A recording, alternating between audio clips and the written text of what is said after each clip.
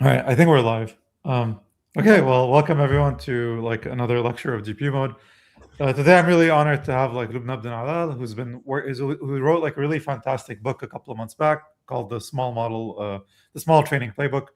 What I really liked about this book is that like it was like very like comprehensive, but also like very short and gives you like a sort of like a very good view of like what's sort of involved in the entire pipeline. So if you're like an ML systems hacker today and you're like trying to understand like, well, where am I needed? Like where should code be made faster? I really hope like Loubna gives you like a lot of insight. So yeah, so Loubna is a researcher at Hugging Face, and so a lot of this is like firsthand experience. So Loubna, it's an honor to have you. Thank you. Thanks for the introduction, for the invitation. I'm happy to be here. Today I'm going to be going over the small training playbook that we released back in October. It's basically a very long blog post. We're kind of calling it a book now about the behind the scenes for training world-class LLMs. And this is first-hand experience from the Hugging Face science team, where we have trained, pre-trained and post-trained a lot of large language models over the past 3 to 4 years. And this is part of like a series of long form blog posts that we've done. You've probably heard about FineWeb dataset and its blog post, which was also very long form, and where we gave the details about how to curate large scale datasets for LLMs. There was also the ultra scale playbook. Norman was here in GPU mode and gave a talk about it. It's more about the infra side and how to scale training on thousands of GPUs. And we also had the evaluation guidebook, which was more focused about evals. So the motivation for this playbook stems from the fact that there's a growing need to train large language models. Language models, whether they're small or large. And on the hub, we can see that there's over 300,000 language models, and every day there's models released, not just from big labs, but also from like smaller startups or research labs. So there's a need for like understanding how to train these models. And luckily, we're blessed by a lot of papers about LLM training from different labs, for example, DeepSeek and the Llama papers, Kimi papers, the Quen papers, and more papers, for example, from Olmo and from the Smol M team. And these papers are all like really gemstones for many of them. But usually they don't share all the details about training language models. And this is the case for three main reasons. The first reason is that sometimes these papers get submitted to conferences, and usually you have a page limit, and there's only so much you can fit there. So for example, even for us who have trained models before and have published papers for that, we didn't share all of the details about the model training, simply because there are some details we didn't think were interesting enough to share in an academic paper. And sometimes some labs don't want to share some details intentionally, for example, regarding the data curation, for legal reasons, but also for competitive reasons, because data sets are usually what gives the models their competitive edge. So by hiding the information about the data curation, you kind of keep that competitive edge. And yes, another reason, as I said, is that sometimes there's some things that are interesting from a technical point of view if you're like a machine learning engineer training models, but from an academic point of view, they're not that interesting. So sadly, they don't make it into the paper. And here I'm, for example, comparing what papers show when it comes to LLM training and the actual messy reality of training a language model. And in papers, there is usually a bit of like rosy retrospection where we only show the ablations that worked and the data architecture that gave us a good performance. Same for the hyperparameters. We only show the ones that work, but we don't show all the things that broke. We don't show the noisy evals, the debugging we had to do, the broken data loader, the loss spikes. So there's so much that goes into LLM training, and the journey to train a model is usually not smooth. So we thought that it would be interesting for the community to see this behind the scenes for training language models, because as LLM trainers ourselves, I would have loved to see the behind the scenes of an LLM training before I trained my first model. So that was kind of the philosophy behind this book and the reason why we wrote it.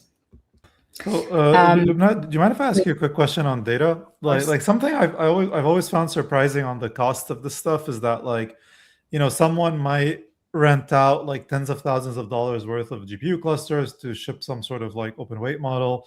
But it's very rare for people to spend tens of thousands of dollars on data annotators and then like share that data, even within the open source community. Like, do you think do you think this is like this?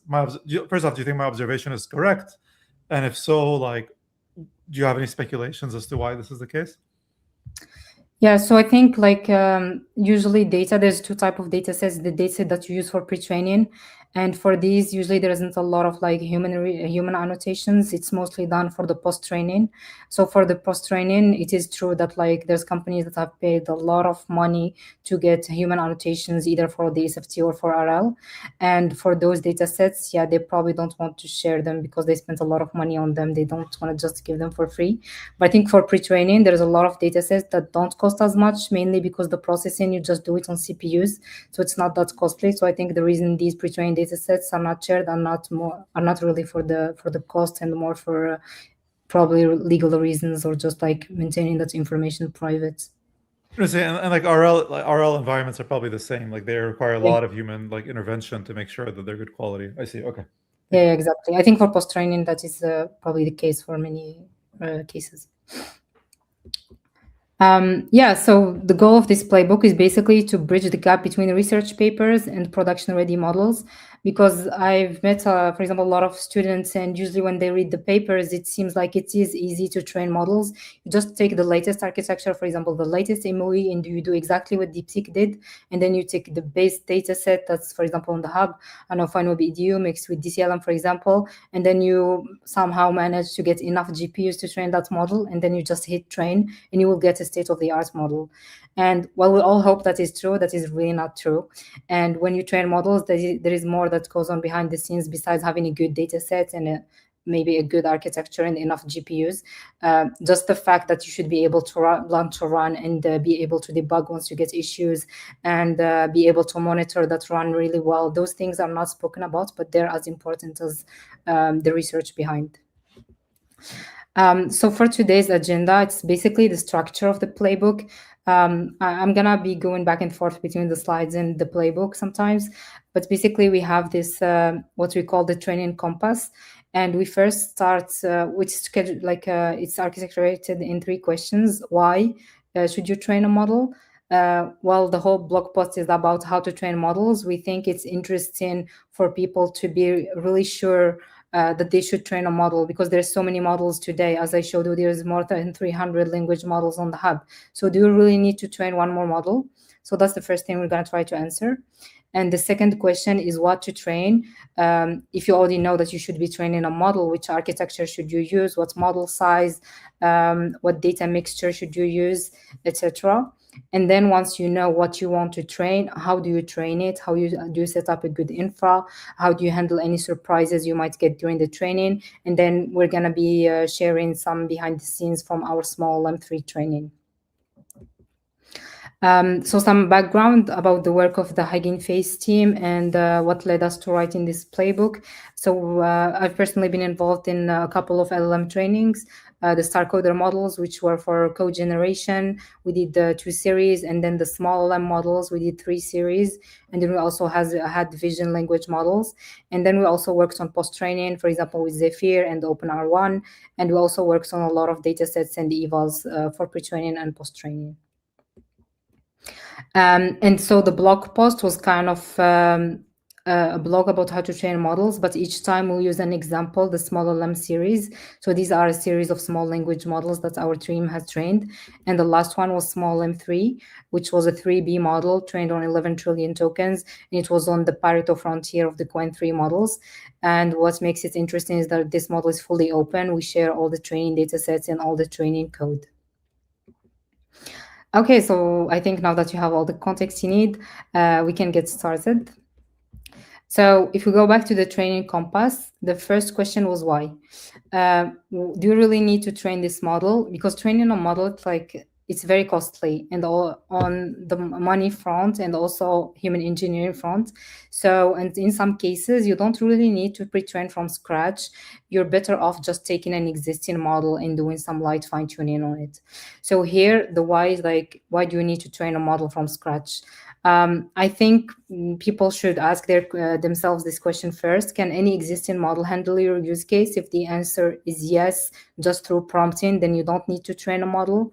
If the answer is no and prompting is not enough, you should try doing some mid-training or post-training, because usually mid-training, it's like it can be hundreds of billions of tokens, and that is still like a lot less than doing a pre-training from scratch, which requires trillions of tokens. So in many cases, I think there's already a lot of very good language models, and doing some mid-training or post-training on them might be enough to solve your use case. But if that still doesn't work, then you can train a model from scratch.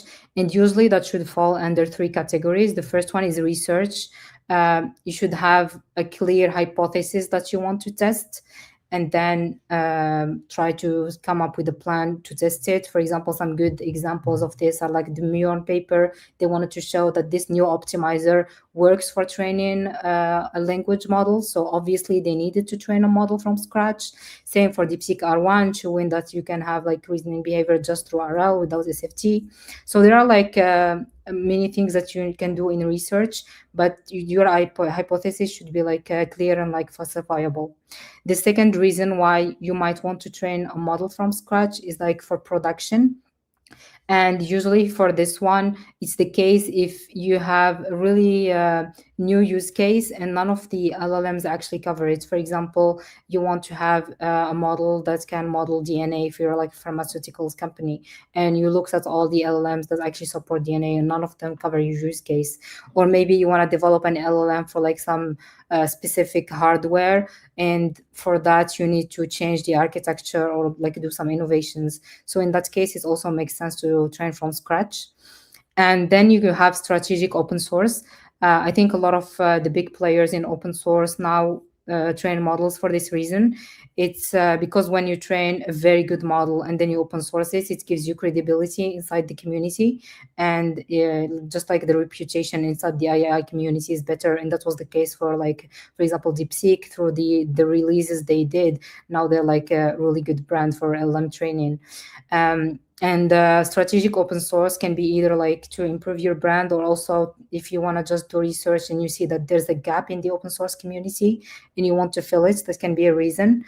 For example, at Hugging Face, usually all the models we have trained, they started from us identifying that there's a gap in the open source community and trying to fill it. For example, when we started doing the Sarcoder models 3 years ago, it was just after Codex release, the model that was used in GitHub Copilot. So it was a code generation model, and there was only like one open source alternative. So the field was very early, and we decided to train this model to kind of help advance that code generation space. We did the same again with Smol LM to try to build some very good small language models. So these are again the reasons. One more reason, which is, I think it still falls under the three that I already highlighted, is experience. Basically just wanting to learn how to train language models, whether you're a student or like you're just starting to have like a team inside your company for LM training. But I still think that if you want to have this experience, you should have like an end goal, whether it's like research or production or strategic open source. Otherwise, just learning for learning is maybe not a good reason to do training from scratch. And maybe just with mid-training or post-training, you can already learn many of the things that are useful. So, Loubna, do you mind going 2 slides back? Of course. So at that point, when you're like, oh, can fine-tuning solve your problem? Personally, I found this to be like a very difficult thing to answer in the abstract, because let's say let's say we're a community and we get like a bunch of GPUs. Like, what is the right way for me to test a hypothesis, right? Like, for instance, like let's say a lot of us are interested in, I don't know, getting AI to write CUDA kernels. And you might run a fine tune, and let's say the fine tune doesn't work. Like, how do you know that you didn't try hard enough at fine tuning versus like you must do pre-training? How do you know that like maybe I should just spend this budget on synthetic data? I found that like, because there's so many sort of options you can have, it's not really clear how to make progress. And I'm sort of curious if you've thought about like solving this problem for yourself. Yeah, that's a good question. I think usually, for example, for the problem of writing CUDA kernels, that's still code. So I think it will probably work better to start from a model that was already trained on code than to do it on your own. So in your case, maybe you actually need to do a very long pre-training, but it doesn't need to be pre-training from scratch. It can be just a mid-training, and mid-training actually can be also a trillion tokens. It's just that you don't need to start from a model that has like random weights, and that will take like a lot longer to get it to converge for your use case. And then another thing, I don't know how much code there is for CUDA kernels, but I doubt it's like very large that Not you could much. actually do pre-training It's from. like 0.1% of point zero zero one percent of GitHub something. Yeah. Yeah, so even if you had the money and could do pre-training, that's really very small. So the best thing you could do is maybe take an assistant model, which is already quite good at code, and try to take that data. You could augment it with synthetic data, and try to make it useful. So if the data is very small, maybe even mid-training that is long enough, you can do it. So the best thing you could do is to take a model that is already very good and try to post-train it. And if that usually doesn't work, I think you should try to get the most value you can from your data sets. And I think since now we have models like Claude or GPT-5, which are quite good at code, synthetic data on top of your small data set could actually be a good option. Yeah, but I think even in this case, pre-training is not an option due to the size of the data set. And yeah. And I guess presumably even before, and this is related to a question in chat from Harish, which is like, even before you train your model and you're asking yourself this question, you already have an eval that you're happy with, presumably. Or do you like find yourself iterating on the eval as you're going down the street? Yeah, so it depends on the task. If it's like a very generic thing, in English LLM, usually you will find benchmarks out there. But if it's kind of a new task, sometimes you will have to curate an eval to test your model. And we covered that in the blog post in the evaluation section. But yeah, before you start training, you need to actually make sure that there is benchmarks or that you can actually make new benchmarks to test if the model is good or not on the tasks you want to do. Sounds good. Thank you. Sure. Yeah, so that was a bit, we covered the why. And here in the blog post, we also added some reasons why you should not train a model, because some people actually use these as valid reasons to train models. It's just we have compute. I think like if you have compute, there's so many interesting things you can do with that compute, and maybe pre-training from scratch is one of them, but not necessarily. You could also generate some really good synthetic data, or just like do some very good fine-tuning. The fact that everyone is doing training doesn't mean that you also should be doing it. I think it's kind of the opposite, because there's a lot of people already training models. Maybe you can use one of their models. Yeah, so these are like some of the reasons that I don't think are good reasons to train a model from scratch. Then, yeah, I think this is a bit what I covered. If you want more details, you could go to the blog post. We kind of give examples for each reason, like research, production, and strategic open source. The second question is what to train. So assuming that you already answered the why and you have a good reason to train a model from scratch, this means that you can decide everything in the model, like the architecture, the size, the data, everything. So you should answer the what to know what to train. So this can be model type, model size, architecture details, and data mixture. So for model type, most of the current models are either dense models like Olmo or Llama, or are either MOEs. So this year and the past year have been like a big surge of MOEs. And here, basically, the MOE is kind of a dense model where you replace the feed-forward network with multiple experts. And the MOEs are like more efficient to train for the same number of flops. If you train an MOE, you will get a lower loss than if you train a dense model. So they're a good alternative to dense models if you know how to train them. And then another architecture that people train is the hybrid models, where you basically, instead of using softmax attention, you use hybrid attention. For example, this plot from Minimax M1 shows that these type of models are really good at long context. And there's also some more results from the recent Kimi models, which kind of confirm this. So these are good models if you want to have very long context.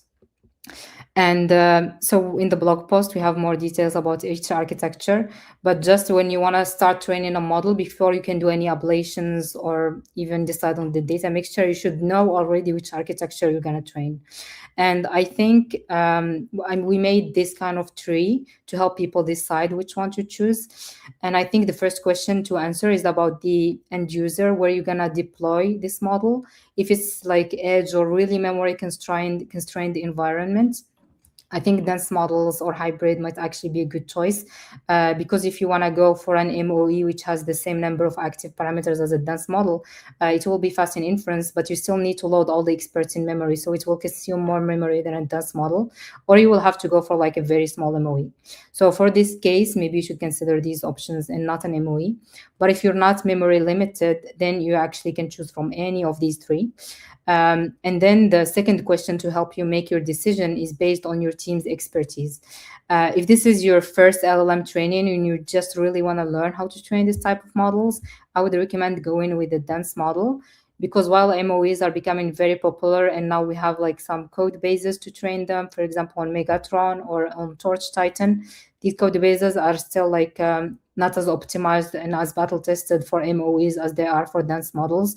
So I think maybe probably by mid this year or by the end of this year, we might get to the level where like MOEs are maybe easy to train, just as easy it is to train dense models. So if you're first LM training, maybe dense is a good option so that you can iterate quickly.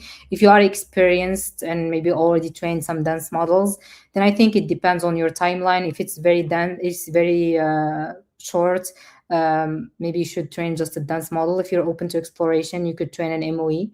And I'm saying this because, for example, even ourselves internally, we are kind of trying to train MOEs, and we found that like it is not as straightforward to train as dense models. So you should have some time to try to optimize the throughput for your cluster, and also just like try to do some ablations and figure out what works best for them. And you could also do MOE and hybrid if you care about long context.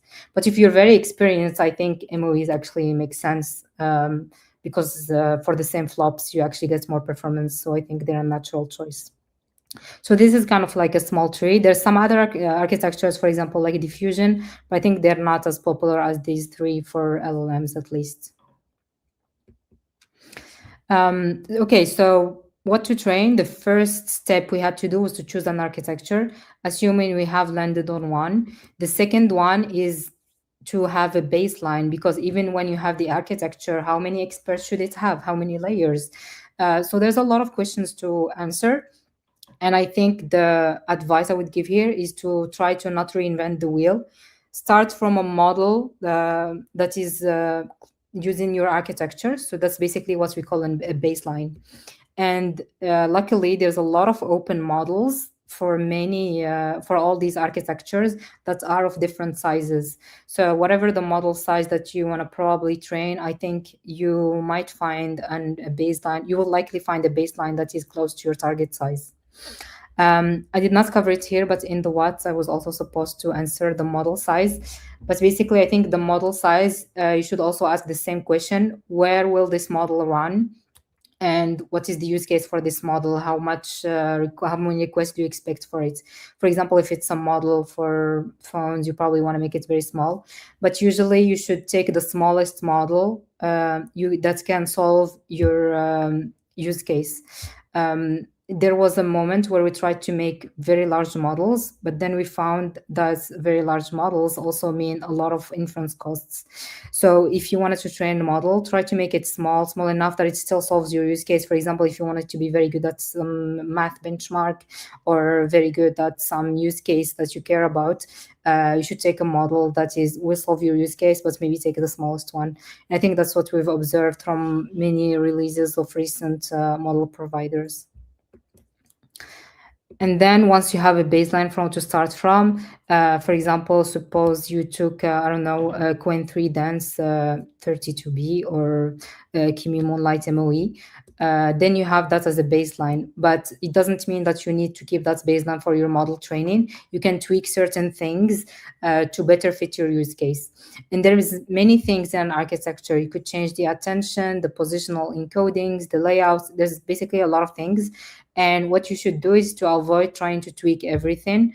Usually you should do this in a strategic way. And this is what we call a bit strategic experimentation. Whenever you want to change or tweak something in the architecture, you should ask yourself two questions. Will this help my use case? For example, if your use case is to have a model that can process like very long documents, then you care about long context. And for that use case, you should explore architecture tweaks that help for long context. For example, hybrid nope is a good thing to test if that's your target. And then the second question, will this change optimize my training? Because sometimes we do some changes, not because they will improve the performance on the use cases we care about, but just because they will make our training faster, for example. So if you find a tweak that doesn't like directly address these two questions, I think you should just skip it, and it's not worth testing it. Because you don't have infinite time to run as many ablations, and you also don't have infinite compute. So once you know what to tweak in the baseline, based on your why and your use case, then you should do these tweaks. But before you tweak them, you should do what we call de-risking. It's basically do not change anything in the architecture unless you know that it works. So basically, we define it as it changes the risks. When testing it, it either improves the performance on your target capabilities, or it provides another benefit, for example, faster inference if you use GQA instead of multi-head attention, without hurting your performance beyond a certain like acceptable trade-off. If you test something and you find that it really hurts performance and it doesn't bring any benefits, then you shouldn't add this. And if you just decide to use a change and you do not test it, I think that's a bad idea. Like, you shouldn't change anything unless you're sure that it helps. So basically, to do the de-risking, we do what we call ablations. And the reason we do ablation is that things are not always intuitive with LLMs. Sometimes you might have some hypotheses that you think work and they don't work when you test them. And sometimes you can read about this new fancy method in a paper and it worked for them, but maybe it will not work for you because it's a subtly different setup. So I think, like, as a rule, you should always do an ablation for any change you want to introduce. For example, something that was not intuitive in LLM training was that when we train on archive data, it actually does not help training. And initially, everyone thought that this data set of archive, which is like very full of rich information and STEM information, would actually help these models that we finally evaluate on MMLU and benchmarks that are also scientific. But open training on that, we found that it helps on no benchmark. It doesn't even help on math benchmarks. And if the model is small, it might actually hurt the performance. And that's usually because the way the information is written in an archive paper, the information is sometimes compressed and it's not like in a natural way that LLMs actually prefer, compared to like educational blog posts and tutorials, which actually do work. So now that I've mentioned ablations, in the playbook, we have like a long section talking about ablation, how to set them up well, and how to get meaningful results from them. And basically, every big model starts with a small ablation. So the ablations are basically small-scale experiments that you run to test some ideas or changes you want to introduce. And usually in an ablation, you should change one thing at a time to measure its impact and then combine your changes. And these experiments should be fast to run so that you can iterate quickly and test many ideas. But they should also be reliable so that these small-scale results that you get, you can actually extrapolate them to full training runs. And you should actually factor your ablation cost in your budget because it can be huge if you run many experiments.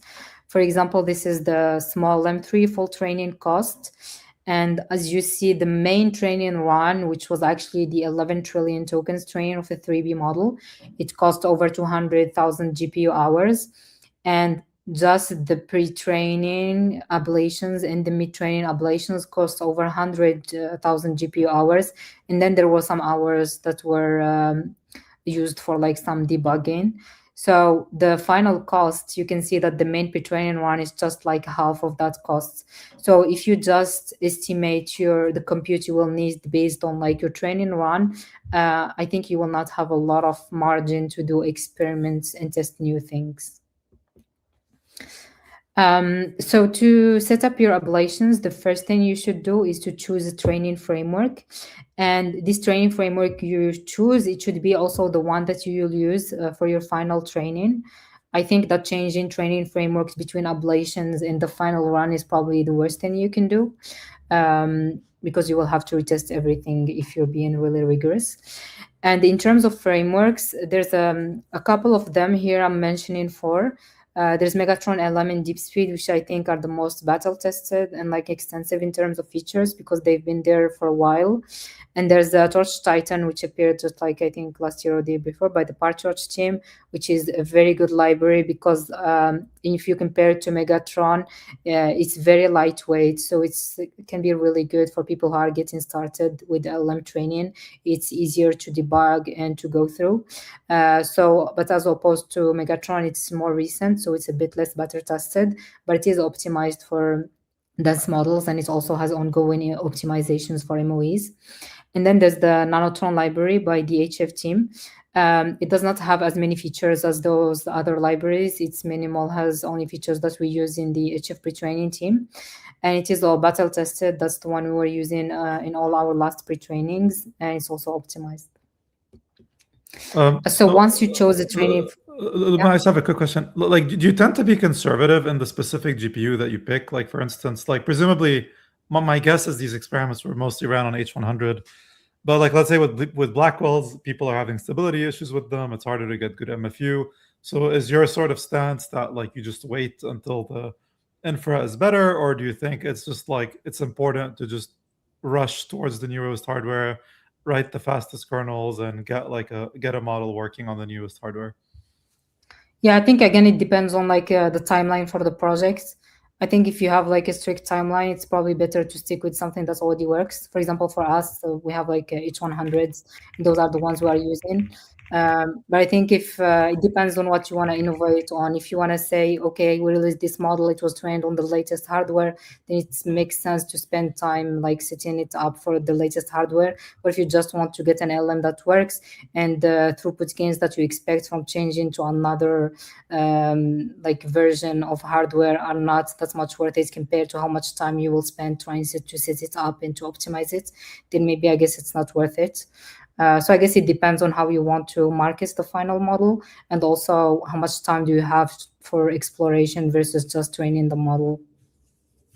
And so another tangential question then is like we have a Mister in the chat asking, like Hugging Face recently published a new blog post called "The Optimal Model Architecture" that investigates like diffusion models for LLMs. When do you choose like if an idea is like worth your time? Because like I think for instance, like you mentioned in the beginning, you know, MOEs and like sort of like the gated delta net like approaches versus dense models. So when do you go like, oh, okay, interesting, I should also run ablations on this thing that seems to be a bit more emergent? Yeah, that's a good question. I think there's for example, when you decide to change something, there are some changes that are really huge. For example, going from a dense model to a diffusion model for LMs. I mean, it could be interesting if you're doing, for example, research, but if you have like certain compute budgets and you just want an LM that is good at this task, I think that's a big change. For example, changing something else in the architecture, for example, in the encodings or in the attention, that's like a bit smaller because you're not changing the whole architecture. So, for example, for us, most of the trainings we were doing, the timeline was not very strict, but it was also not like very open. They were research projects, but not for the sake just of researching an architecture. We wanted to have an LM that worked. So we were a bit conservative with the choices we did. So for example, we're only exploring MOEs now because we have seen that there's a lot of labs that actually train the models that are good. But on the same time, you shouldn't be like just ignore changes. For example, now it would be, for example, a bit stupid to use multi-head attention when there's a lot of alternatives that work better. So I think it depends how much risk are you willing to take and what's like the downside if things doesn't work. If you're just a company doing research and you train a diffusion model and you spend a lot of compute on it, and then that's fine because you did a research experiment, then I think it's okay to explore that. But if you will have like a lot of downside if you end up with a model that doesn't work, I think you should stick with something more conservative. So what I usually say is that like check your compute budget, your timeline, and then if you just doing research, then you can maybe afford to take bigger risks. But sometimes if you're just learning and you only care about the final model, it's better to take more conservative choices. And that's why we see that like all these innovative architectures, for example, MOEs, it was first done by, I think, Mistral, but only scaled by DeepSeek and Kimi because they had a lot of compute to actually explore. And these architectures did not work off the bat. They had to do many tweaks to actually make them work. So I think it depends really on how much risk are you willing to take and how much compute you have. And so like before this exercise starts, like presumably for a lab such as yours, like you're like let's say you're at a high level thinking about training a model, you talk with other people, you get a bunch of compute, people ask you like, well, how much compute do you need? And you're trying to think about what's a good number to give them. You're presumably also trying to back of the envelope, like, well, how big my runs are going to be, how many experiments will I run, when am I going to ship? So do you spend like a lot of time like back of the enveloping, or do you feel like a lot of the stuff tends to be a bit more vibes based, where you just try to get as much compute as you can and then sort of figure it out as you go along? Yeah, I think it should be more like the first way you said. Mm. If you're training, for example, an movie or a dance model, you can already get some numbers from people who have already trained them. You can maybe try to estimate the throughput on your cluster, or just take a throughput number from a paper and estimate how long the training will run. And then also add a buffer for your ablation cost, so that you actually give a number that is backed by data.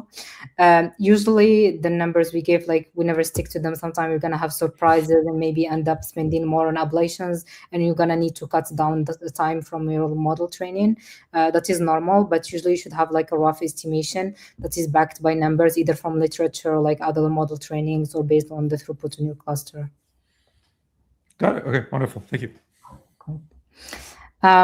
Yeah, so for ablations, once we have a training framework, then we need to choose a model size and training tokens. And basically, the idea behind ablations, that like they need to be kind of small, so that you can run many of them and test many ideas. But you don't want them to be like so small that they only give you noise and don't give you like results that you can actually extrapolate to the final run, because you want to test hypotheses at a small scale and then be kind of confident that these results will transfer to the large scale. So usually what people do is like they take at least like chinchilla optimal. So I'm going to talk about chinchilla later, but it's basically scaling laws that tell you what is the optimal point for training models, like what model size and what training tokens to do. So basically we already have our model size, and then we can choose our number of tokens. Yeah, so you should take at least chinchilla optimal, and if you have compute, you should train more than chinchilla optimal so that you get more signal. For example, for small M3, we did like ablations on 100 billion tokens. I think the chinchilla optimal was probably 20 billion tokens, but we wanted to be very confident in the results we got. So we trained that long. And if we look at other papers, for example, Kimiketo, which was like 1 trillion 32B active, they actually did some ablations on a 3B MOE with 0.5 B active parameters. And I think it was also 100 billion tokens. So this gives you a rough idea of like how long people train for ablations. So these ablations are usually for architecture, and if you want to do data ablations, I think model data is a bit sensitive to the model size. For example, suppose you want to train a 30 billion model, and you want to train it on multiple languages and many programming languages. You basically want to put many things. But if you do the ablations at a very small scale, for example, 1 billion model, usually very small models have like a small capacity. So they might actually be hurt from this multilinguality more than they would be hurt at like a larger scale. That's why I usually advise to run the data ablations at the target model scale, and then you just train on less tokens. This way you might get better signal. But if you can't, then you can just do them at a small scale and hope to get enough signal for that. So once you know how long you want to train, and you have your ablation set up, you should choose a good set of evaluations. And let's try to define what a good evaluation is. I think it is defined by 4 criteria. The first one is like monotonicity. Basically, as you continue training, you should observe that the scores continue to go up. If you continue training and you see that like the metric collapses, it's probably not a good benchmark. It should also be like a low noise. For example, if you run the same training with another seed and you run the evals, you should get similar scores. If the scores really vary, it means that this is not a good benchmark. Another one is that the results should be above random. For example, if we take MMLU, usually you ask the model question and it has 4 options to answer it. So random performance would be 25% score. If through your whole training you're getting like scores around 25%, it means that your model not learning anything and that this metric is not really giving you any signal. The fourth criterion is that it should be ranking consistent. If, for example, you train two models on dataset A and dataset B, and you first observe that dataset A is better than B, then that should also be the case when you train longer. And beyond the content of the benchmark, whether it's like good quality or not, the quality of a benchmark also depends on how you evaluate on it. So in pre-training and also post-training, that is defined by the task formulation. How do you prompt the model to answer the question? And then the metric choice, how do you measure the accuracy of the prediction? A task formulation is very important, especially in pre-training.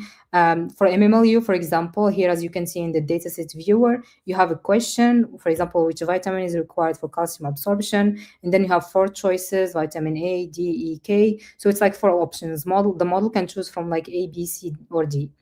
The first formulation that we can use to ask the question is called multiple choice. We basically put the four options in the prompt. We tell the model that option A is vitamin E, option B is vitamin D, and then we compute the likelihood on like the letters A, B, C, D, and see which one the model is more likely to predict. And then if that is the correct answer, then the model gets +1. If it's not, then it's a wrong answer. And then there's the close formulation, which is a bit different. We only give the model the question and we do not put the choices in the prompt. And we actually compute the likelihood on the full answer. So for example, we compute the likelihood on the full sentence, vitamin A and then vitamin D, etc. And then we compare the likelihoods.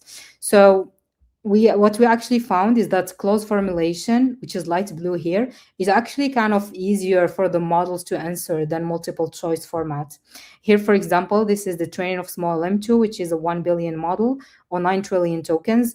And as you can see, if we look at like multiple choice format, the performance is random until we reach 6 trillion tokens. So the model basically cannot answer the problems at all in this formulation. While if we look at the close format, the model is already like above 37%. So the choice of the formulation is really important for the benchmarks.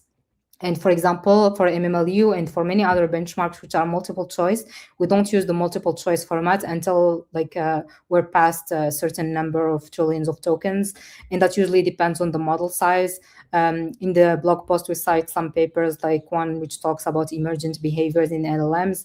And usually this point where the model becomes at MCF is the difference depending on the data you're training on and the model size. So this is an interesting thing to pay attention to, is the way you formulate your evals when you're running them. So we talked about MCF and CF, but there's also free-form generation, where you basically ask the model to generate the next token in greedy, and then you, for example, compute the accuracy, like for example for GSM8K, where the model needs to solve a problem. But for post-training, we almost exclusively use free-form generation, because that is what we want from a post-trained model, like to generate answers that are correct. So it makes more sense to use free-form there. And by the time you want to post-train, the model is already very good that it can actually generate meaningful things. Here are some evals that are popular for pre-training and post-training that we used in a Smol M3. And for example, in the pre-training, you can see that we have a mix of multiple choice and free-form. And then in post-training, we also have a wide variety of tasks to test reasoning, math, instruction following, and long context. Here we uploaded the dataset. If you're curious about these benchmarks and what the questions look like, you can go there. And at the end of each chapter in the Smol playbook, we actually have a section called Rules of Engagement. I really like these sections. We kind of give some advice that you should keep in mind. So for the ablation section, the rule of engagement is to basically be very paranoid.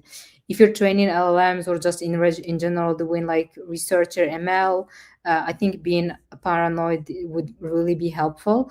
And it basically means that like you shouldn't change anything or like test anything new without validating it, and don't just assume that it will work because it worked for someone else. So this starts with validating your evaluation suite. If you're like just implemented the benchmark, maybe one thing to do is to make sure that you can reproduce the results that some authors reported for that benchmark to make sure that your implementation is correct. You should also look at the prompts and look at the model generations and how you're computing your accuracy to make sure there's no issues. Like we've had many issues in our trainings due to the evals, and we had to fix them. And they usually are solved like with inspecting the model generations and the way we compute the scores. So I think like making sure that your evaluation suite is really good and solid is important before you start training. The second rule of engagement is to test every change, no matter how small. You shouldn't underestimate the impact of like a small commit you did like in your library just to upgrade, for example, flush attention or do something else. I think it's important to keep track of all the changes you do and also test all the architecture changes you do. The other thing is to change one thing at a time when you're doing ablations. For example, if you're testing, you combine many changes and then you get like a bad performance. You will not be sure which change caused that bad performance. What if you test changes separately before combining them? You will get a better picture. But sometimes some changes interact together, so we'll actually have to combine them. So there's like a whole philosophy to running those tests, and you can find more details in the blog. And then you should train on enough tokens and use enough evaluations to get like a good picture of the performance of the model. And for example, if you're training a model for like some type of new use case, you should make sure to have enough evaluations for that. For example, now we're looking at like models for AI for science, and there's some domains where really there aren't that many evaluations, so we're gonna have to like make them our own. So I would say that spending time on evaluations is worthwhile. So that was the first part, basically answering the why and the what in terms of like which architecture type and model size and how to run ablations. After that, in the playbook, we cover architecture choices, basically which changes we did in Smol M3 training, and then we give results and justify them. And we also talk a bit about training hyperparameters and optimizers. I don't know if there are any questions, otherwise we'll go. Yeah. So I guess there's one technical question and one non-technical. Actually, there's a few. Let me just go through them. Okay. So there's a question from Noak Spartan, which is, do you have any idea why the MCQA is more difficult? Is it because there isn't enough high-quality data before those 6 trillion tokens to get the models to start to be able to follow instructions correctly? Yeah, I think it's a bit what the person said. It seems that it's hard for the model to find the link between the letter and actually the answer. So the model actually saw the answers and we had the letter appended to each of them, but it's hard for it to make the link that A was actually this answer and B is actually this one. So this seems like it's a bit of task that you need to train longer, or you should add instruct data in your training. So for example, there's some people that like can do a DK and then they add a lot of instruct data in the DK during the pre-training. And actually we found that that helps a bit with this type of tasks because the model like sees this instruct format, which is a bit close to MCQ. All right. And then the other question is like, how do you assemble a team to train an LLM? Good question. I think now, because there's already a lot of knowledge about how to train models, you don't need a big team to train an LLM, especially if you want to train an LLM on a standard architecture. For example, if it's a dense model or maybe even an MOE, you probably, I think, need someone working on data curation and maybe another person working on the software side for like pre-training libraries and a person working on evals. I think already with a team of 3 people or maybe 4 people, you can already get like good results. For example, for us, the pre-training team for Smol LM3, we were 4 people, and then the post-training team, there were 3 people working on that. So I think that gives an idea of how many people you could need for that and how to assemble them. Maybe you could look for some people who already have experience with data curation for the data part, and then for the, you don't need one person that knows how to do all these things. You just need a person who has enough experience in the domain you want to put them in. Yeah, weirdly enough, I find it a lot easier to find infra people versus good data and eval people. Does this mimic your experience as well? Especially evals. Nobody Yeah. wants to make evals. Also, nobody wants to look at data. So that's true. All right, I guess we're gonna keep going. Thank you. Yeah, so for architecture choices in this section in the playbook, we basically cover the architecture, because now we have like a baseline and we want to do some tweaks, but which tweaks should we do? To do that, we could look a bit at literature. So for example, in this table, we have some popular open models that actually share details about their training.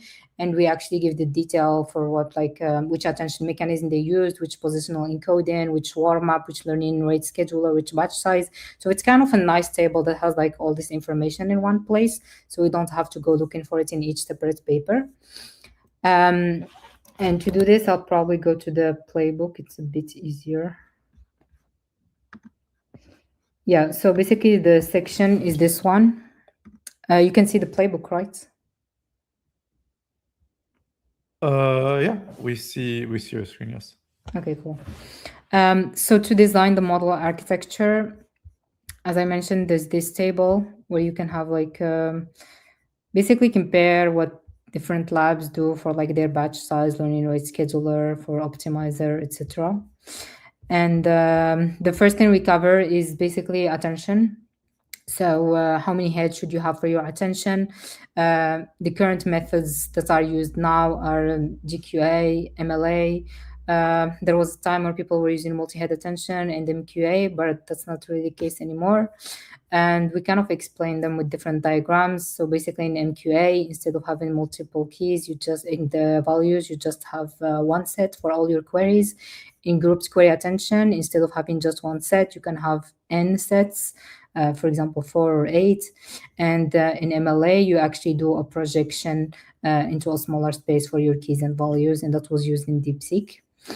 And for these, we actually do some ablations. So this section, what is cool is that like for every change, we actually run experiments with Nanotron, and we share the training configs for each experiment so you could run them yourself. And they're consistent through all the experiments we do. So for example, here we're using a Llama 3.1b setup. And each time we change one thing and we show the results. For example, here you can see the loss. As you can see, MQA, which is in pink, has the highest loss with the multi-head attention. And then GQA has a lower loss. We also do the evals on 6 benchmarks that we also used in Smol M3 pre-training. And if you zoom, you can see like the results. For example, same GQA 4 and 8 groups are better than MQA and the multi-head attention. The other thing we talk about for attention is document masking, because we use that for Smol M3. And for this document masking is basically due to the fact that we use packing in pre-training. We basically take sequences. For example, you have this file and then second file and third file. When you want to train on that file are usually short. So you're not going to put one file and then do padding. Otherwise, you're going to waste a lot of compute on your padding tokens. What we do is that we concatenate the files. So if you want to do 4K sequences, then in the first sequence, you put file 1, then 2, and 3, and 4, and then you reach 4K, and the rest you put it in the second file. So this way, your training is more efficient than if you were to do padding, like some people do, for example, for post-training. And this is mainly motivated, as I said, by the fact that documents are usually short. They're not very long. And we were interested in the length of documents in different data sets. So we looked at FineWeb EDU and DCLM, which was like popular English data sets. And as you can see, most of the data is like in the 0 to 2K tokens bucket. And that's also the case for FineMath and for Python EDU. The documents are also quite short. So if you're training with like 4K or 8K, which a lot of people are doing, then you will actually not have one sequence in your one file in your sequence. You're going to have multiple files. And usually when training, we use causal masking. So the tokens attend to all the tokens that are before in the sequence.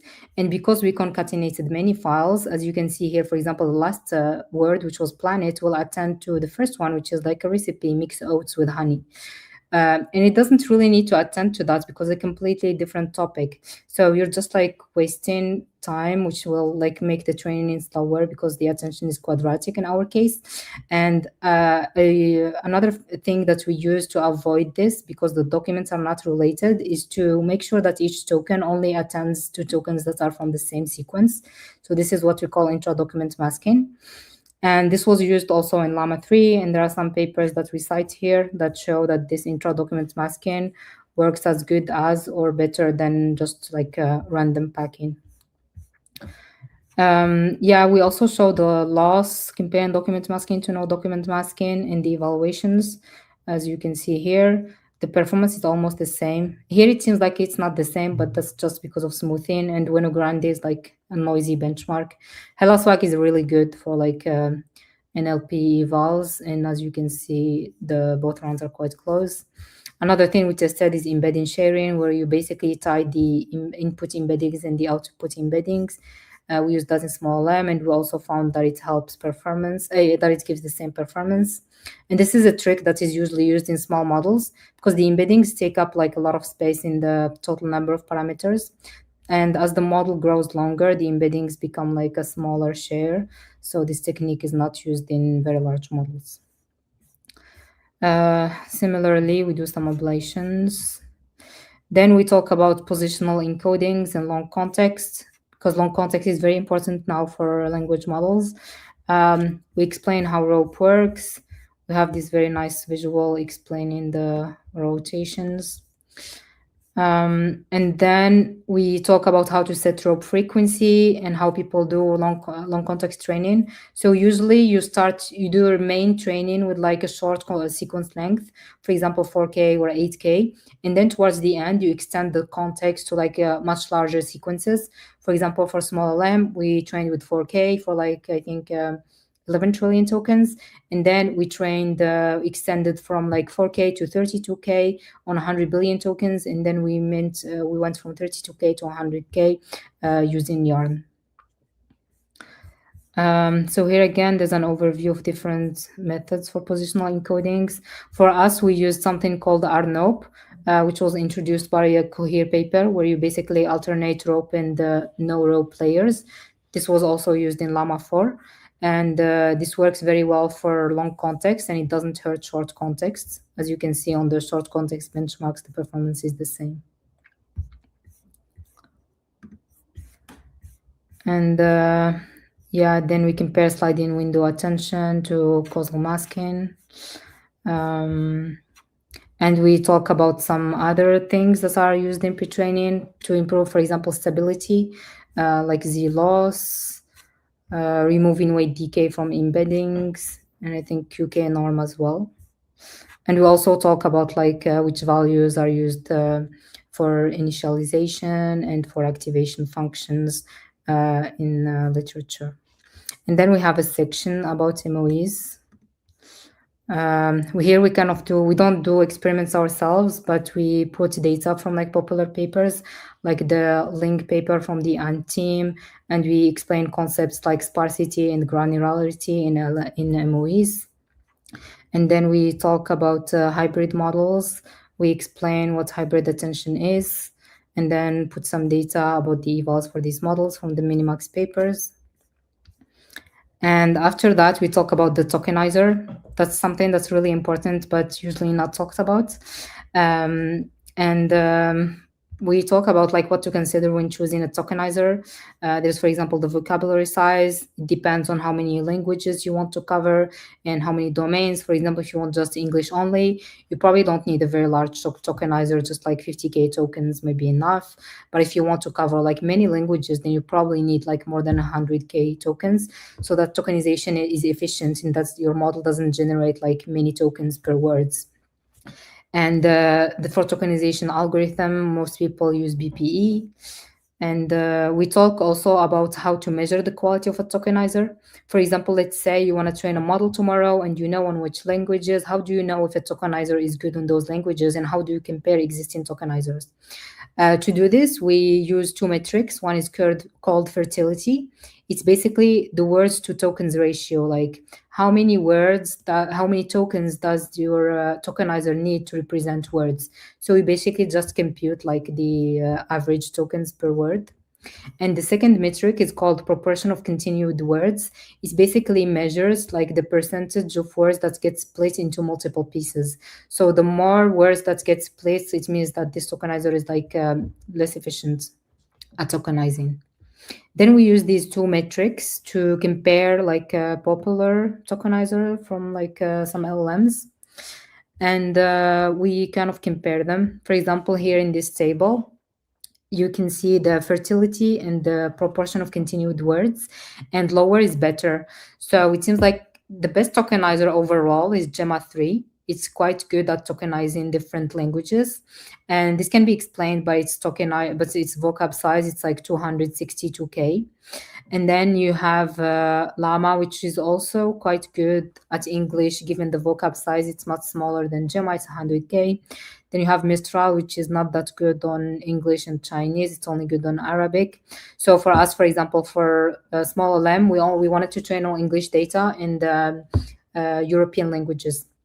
And when we did the fertility and proportion of continued words, it seemed like Llama 3 was the best option, because we didn't want to have a 200K vocab. So the best one at 100K vocab was Llama 3. Because if you increase your vocab, you also increase your embeddings, and that will make your inference slower and also increase the parameter count. And then if you maybe don't find a tokenizer that works at all for your data, maybe you're training on like some very low resource language that's not covered by these tokenizers, then you might want to train a new tokenizer from scratch. And that's also possible. There's some resources on how to do that. And then again, you should measure the fertility and the proportion of continued words to make sure that your tokenizer is working properly. So I'm going to go back to the slides. That was a bit the coverage of the architecture choices section. Here's like a recap of some visuals we had there.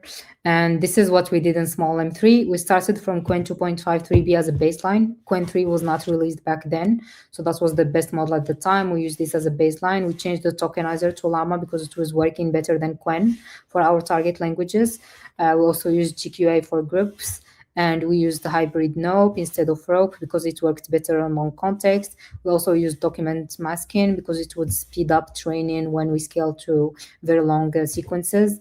And as for the optimizer, we're debating whether to use Muon or keep Adam. Well, it was like very early, a bit before these latest Muon papers. And we did some internal experiments and Adam was better, so we kept it. Yeah, these are like some results we already covered in the blog. Okay, so the last one, as I said, was like tokenizer and then MOE and hybrid. Yeah, I think we also had this on which architecture type to use. And then the rules of engagement for this section. I think what we can see in this section is that like there's many things you can actually change. And I think for you to decide on the architecture type, you should always keep your like deployment target in mind. That will usually help you make some architectural decision, be it on like the architecture type or the model size. And then you should also strike the right balance between innovation and pragmatism. It's important that you take some of the latest changes and integrate them, especially if they've been battle tested. But sometimes you shouldn't just try to chase every new paper that comes with the marginal gains, because you're going to have to implement that change. And then you're going to have to do ablations that make sure that those changes actually help you. And you just need to prioritize which changes are worth your tests and which changes aren't. And as I said in the beginning, a change should help you either in performance or should speed up your training. And sometimes there's changes that kind of claim to speed up your training. So even then you should know how to prioritize them based on how many people have tested that feature or who released it, based on credibility.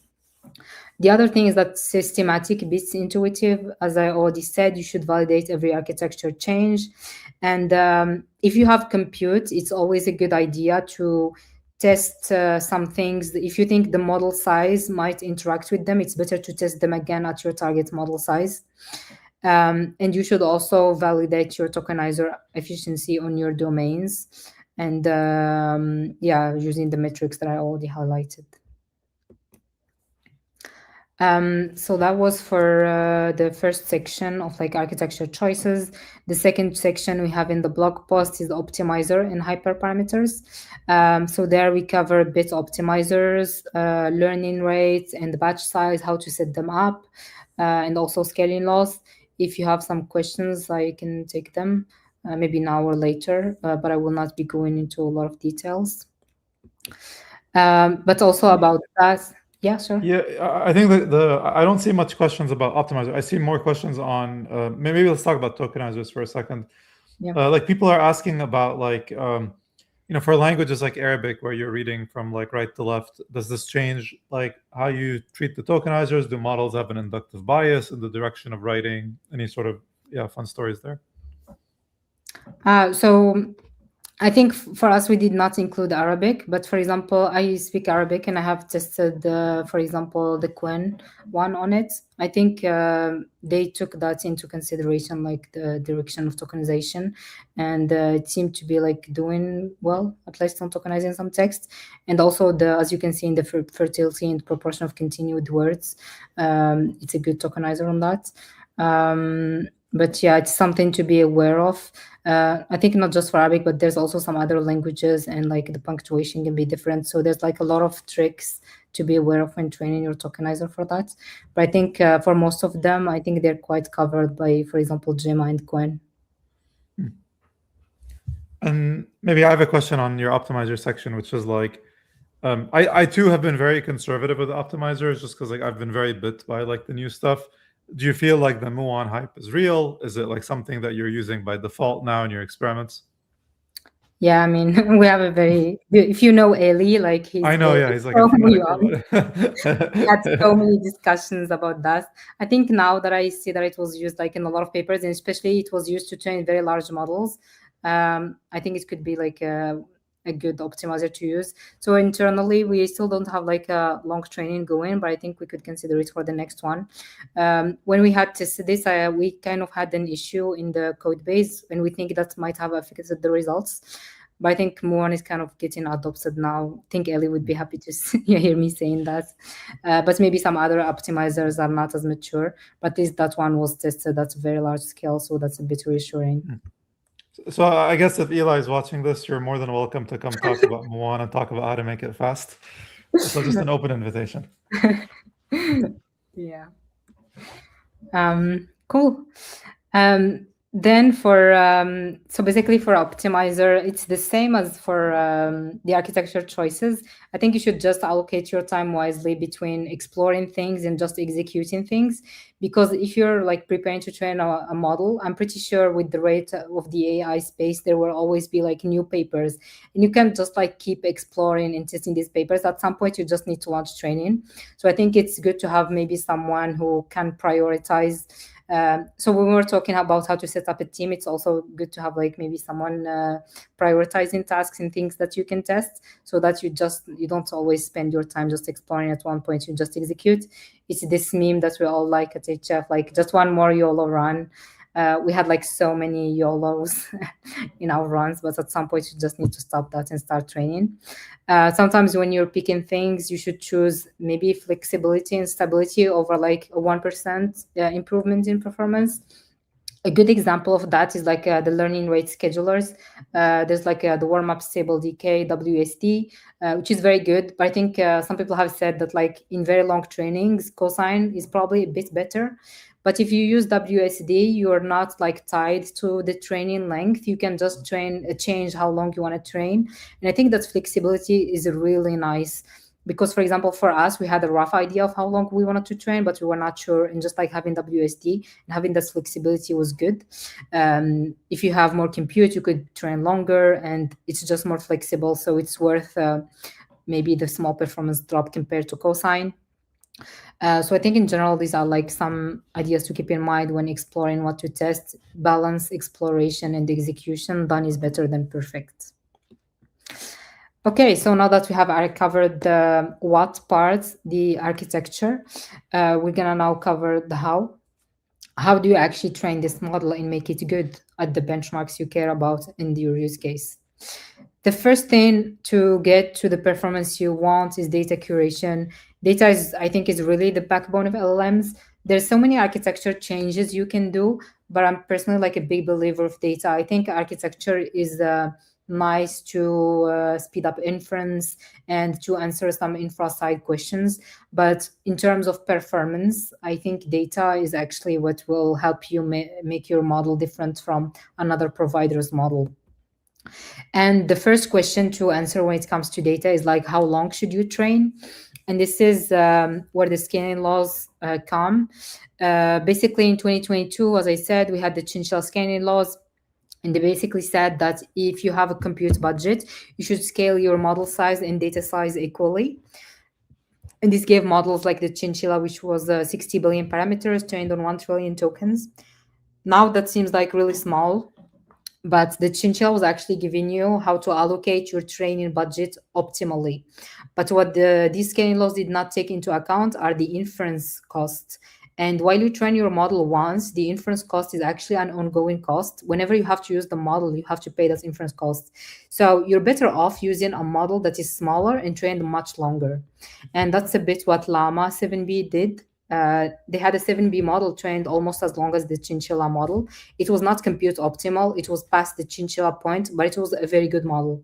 So what people do now is that they fix the model size and they just overtrain. They overtrain past the Chinchilla scaling laws. They just train as long as they can.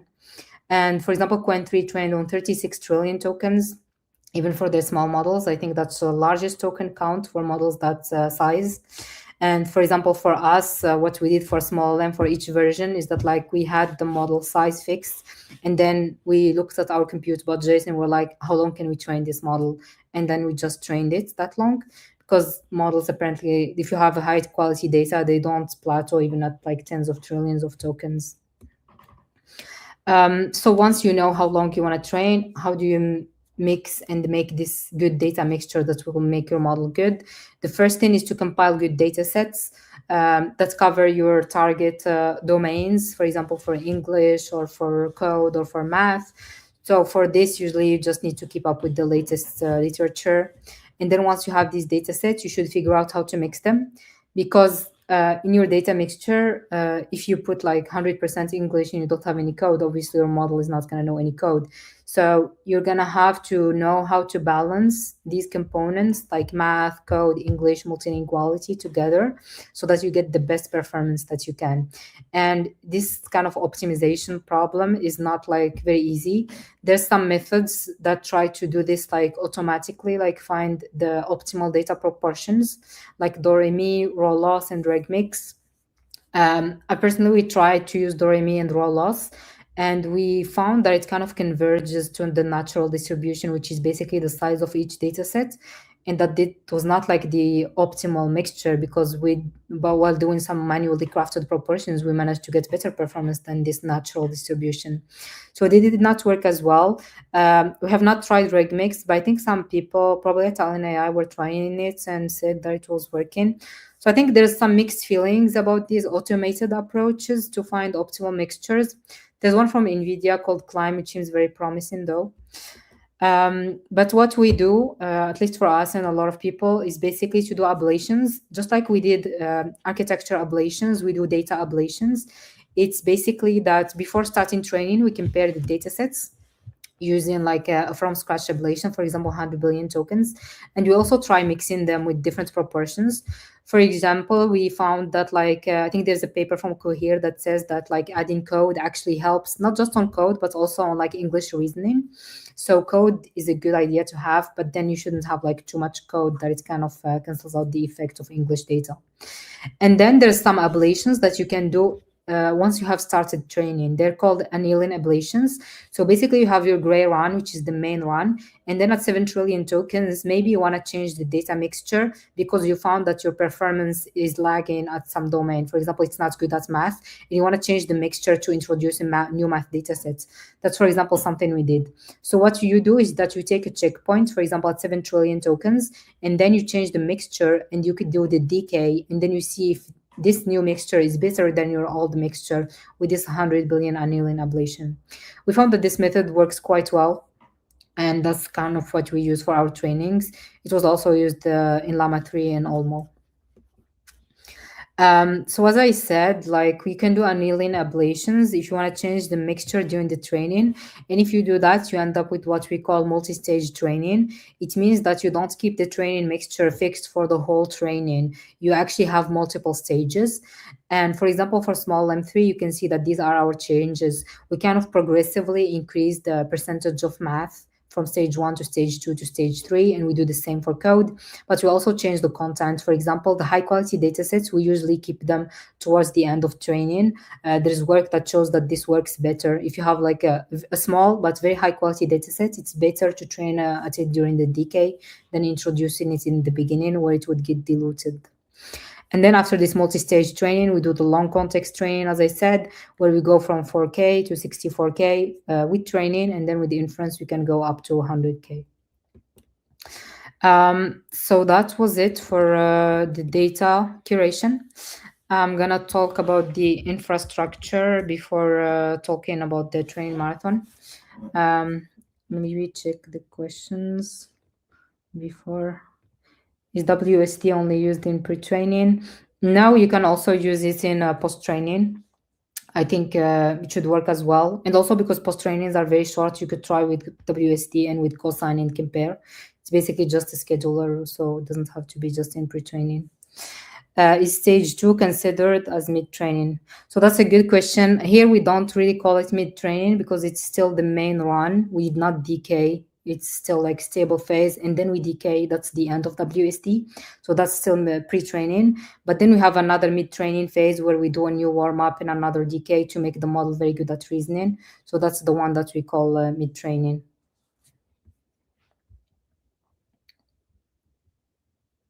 Okay, I think that was probably it for this part.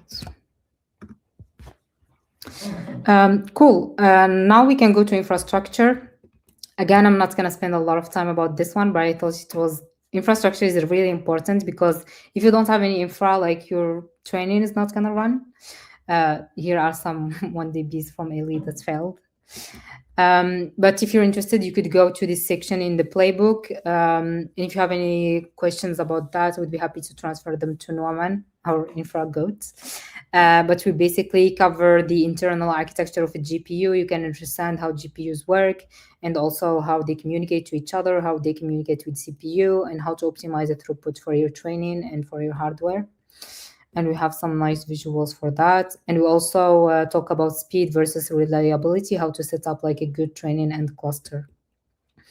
And this is the Smol infra where we train on 300 GPUs.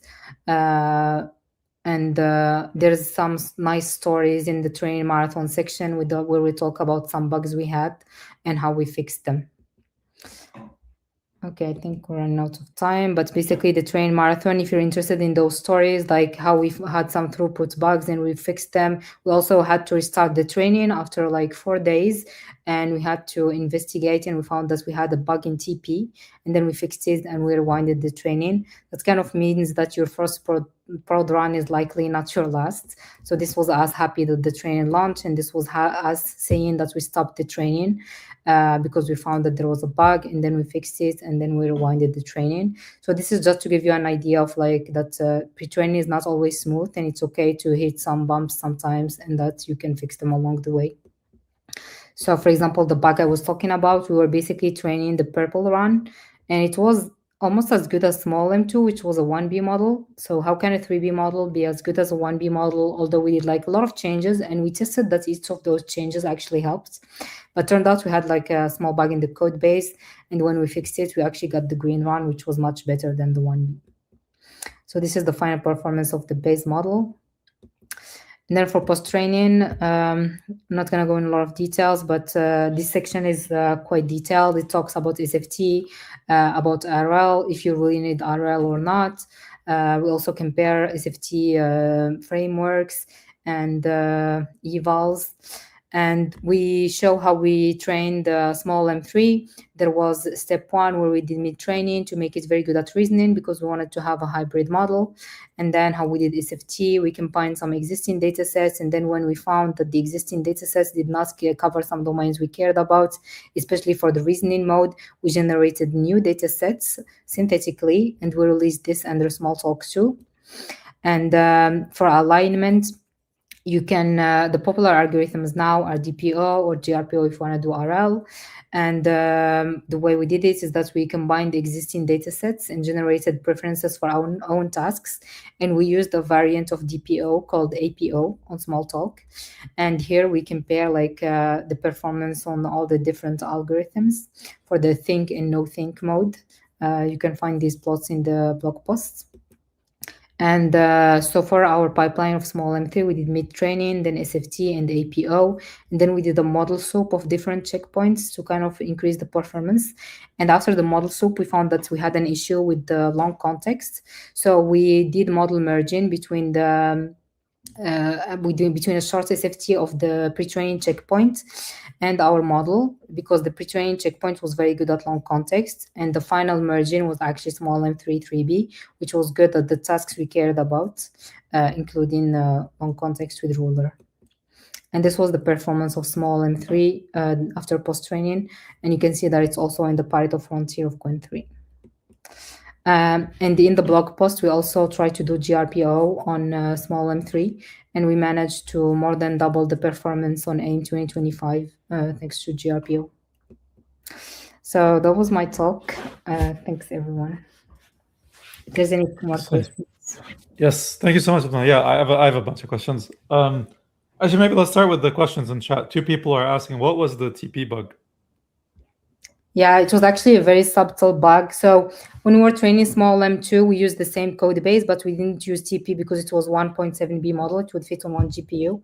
And with Smol M3, we had to use it to make it fit. And it turned out that when we were initializing like the ranks, we were using the same seed. Like the seeds were not different. So basically the weights were kind of duplicated between the ranks. So it was kind of a big bug, but to fix it, we just had to add one line. Yeah. And yeah, so the other question was like, I know you very briefly covered the RL stuff, but like, could you? So I guess like, what was the code base that you used? Was it like TRL and Nanotron for RL training? Related to this, I want to add a question to this, which is like you mentioned something early on around like wanting like monotonic runs, but like, my understanding is like RL post training can be a lot more unstable. And so is this like an area where you've had to be a bit more patient with ablations in general to know what works? Yeah, so for the code base, it was TRL. We did not use the Nanotron for RL. The whole post training was done with TRL. And for RL, yes, it is not stable at all. And I think our post training team kind of tried to make it work for some use cases. And in the end, for Smol M3, we did not use RL or GRPO. We just did APO. And it's for two reasons. It is so much faster to run just like SFT with DPO compared to RL, where the ranks take so much longer and they're just so stable and you can get like the performance that you want with them. So given the timeline we had, we just did DPO. But then when we were like writing the playbook, we actually had more time. So they managed to make GRPO work and boost the performance on the math benchmark. But it took more time to get it right compared to the SFT part. There's actually a nice paragraph talking about RL in the playbook and how painful it is. Yeah, I really wish we had you for longer because I think Nuaman actually still has the record of the longest talk ever on the server at close to 4 hours, for what it's worth. All right, let me keep going with the questions. I'm not sure I understand this question, but it's like, could you briefly explain about vision inputs? Actually, have you experimented with multimodal data at all for your runs? So not for this run, but we have a small VLM, which is a vision language model, and uses a small M as a backbone. We also have like a data set called Fine Vision. So if you're interested, you could check the small VLM blog post. It gives some details about how it was built. All right. Another question. This is from, I think, where was it? Yes, this is from Mahmoud, which is, have you done any sort of distillation in your research? And how did it play out? Yeah, so I mean, depends what distillation they're asking about. If it's distillation for the post-training to like have a large model generate synthetic inputs that you train on, then yes, all of the pre-training data was distilled from very large models. But if it's distillation, like logic distillation in the pre-training, we did not do that because the models were trained from scratch. But there's some nice like papers that talk about that. So for example, the Minitron paper from NVIDIA, where they do pruning and distillation. I think the Apple Intelligence like model was also trained with distillation, so they kind of cover that. But I think to do distillation properly, you should have access to the data set of the model you're distilling from. And sadly, for most of the very strong open models, we don't have the data sets they were trained on. So we need to do like some teacher correction and all. So maybe if we had trained larger models ourselves, we'd do distillation. Very cool. I guess I'll. I have a sort of maybe like one last question here, which is Mr. is asking, how do you get like 384 GPUs to spare?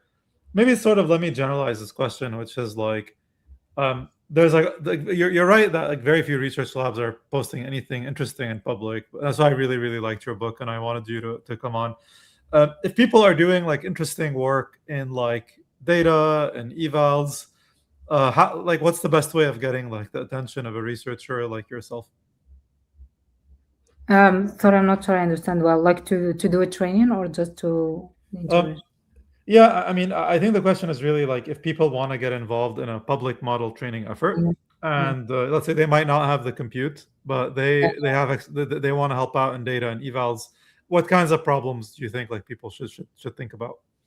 Yeah, that's a good question. I think maybe one way to help out is like contributing to like open source efforts. For example, uh, contributing to evaluation frameworks, or for post training, for example, for TRL, if like you run through a bug, or maybe you add a new algorithm to the library or things like that. So I think those are good ways to get involved.